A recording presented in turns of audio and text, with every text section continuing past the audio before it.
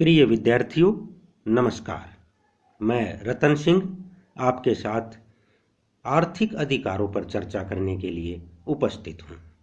यहाँ पर मैं आपको अवगत करवाना चाहूँगा कि हम सामाजिक अधिकार व राजनीतिक अधिकारों पर पहले के भाग में चर्चा कर चुके हैं।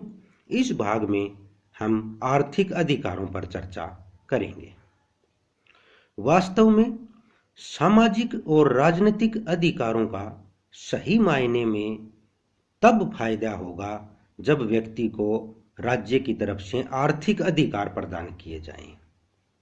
बिना आर्थिक अधिकारों के सामाजिक व राजनीतिक अधिकारों का व्यक्ति सही मायने में आनंद नहीं उठा सकता, क्योंकि व्यक्ति की आर्थिक स्थिति ही उसकी सामाजिक व राजनीतिक स्थिति की निर्धारक होती है।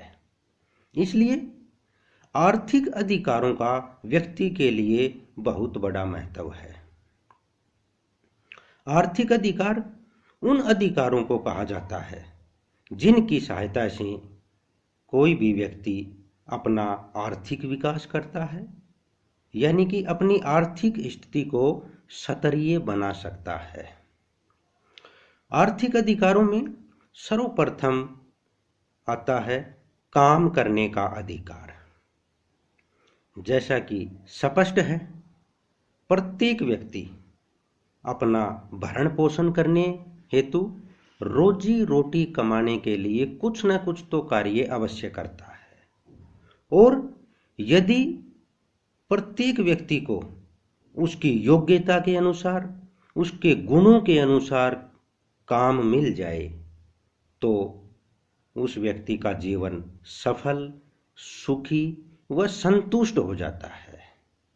इसलिए यह मांग की जाती है कि राज्य प्रत्येक व्यक्ति को योग्यता अनुसार काम देना सुनिश्चित कराए। प्राय साम्यवादी देशों में नागरिकों को काम का अधिकार मौलिक अधिकार माना जाता है। भारत में काम के अधिकार को मौलिक अधिकारों में शामिल नहीं किया गया है, बल्कि राज्य के नीति निर्देशक सिद्धांतों में इसको स्थान दिया गया है। और नीति निर्देशक सिद्धांतों को लागू करवाने के लिए न्यायपालिका की शरण नहीं ली जा सकती। नीति निर्देशक सिद्धांत तो सरकार के योग्यता व अयोग्यता का परिचायक मात्र होते हैं। इसमें दूसरा अधिकार है वेतन का अधिकार।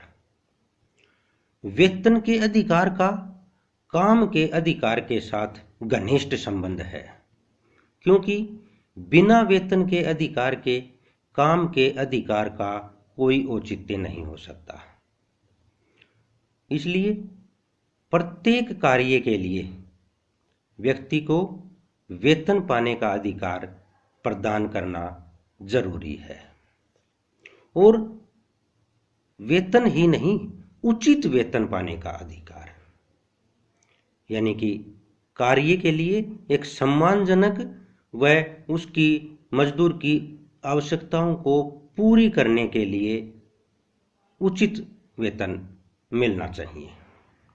इसलिए वर्तमान समय में प्रत्येक देश में मजदूरों के लिए न्यूनतम मजदूरी को निश्चित किया गया है, और उससे कम मजदूरी देने वाले के खिलाफ कानूनी कार्रवाई की जाती है।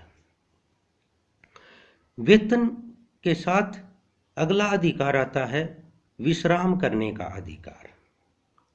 विश्राम करने का अधिकार भी अपने आप में बड़ा महत्वपूर्ण अधिकार है, क्योंकि व्यक्ति कोल्हू के बैल की तरह दिन रात काम नहीं कर सकता। इसलिए व्यक्ति को अपने स्वास्थ्य को ध्यान में रखते हुए और अपनी दूसरी आवश्यकताओं को ध्यान में रखते हुए कुछ अवकाश चाहिए।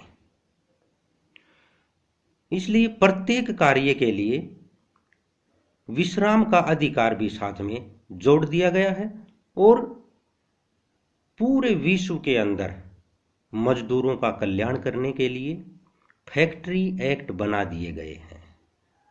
काम करने के घंटे निश्चित कर दिए गए हैं, वेतन निश्चित कर दिया गया है, विश्राम का समय निश्चित कर दिया गया है।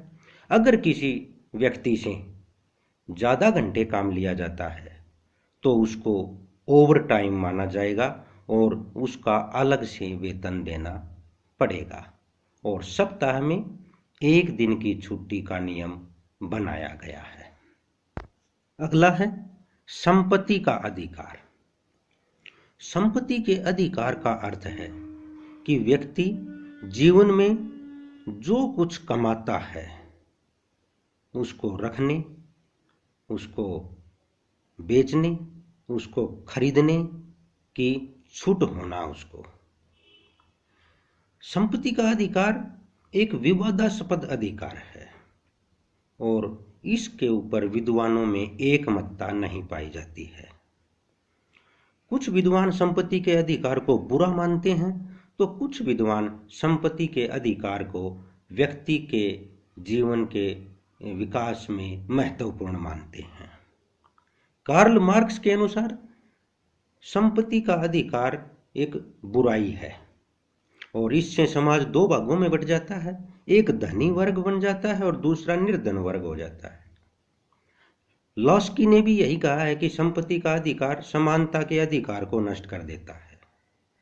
लेकिन इंग्लैंड के प्रसिद्ध विद्वान जॉन लॉक ने संपत्ति के अधिकार को प्राकृतिक अधिकार माना है और उसके अनुसार संपत्ति का अधिकार व्यक्ति को जन्म से ही प्रकृति की तरफ से मिल जाता है और इसके ऊपर राज्य की तरफ से कोई प्रतिबंध नहीं लगाया जा सकता। वास्तव में ये दोनों विचार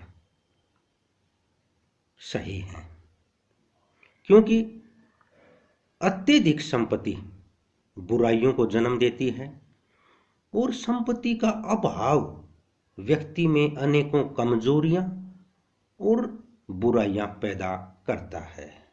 इसलिए विश्व में प्रत्येक देश में कानून के दायरे में रहकर संपत्ति बनाने, बेचने और खरीदने की स्वतंत्रता प्रदान की गई है।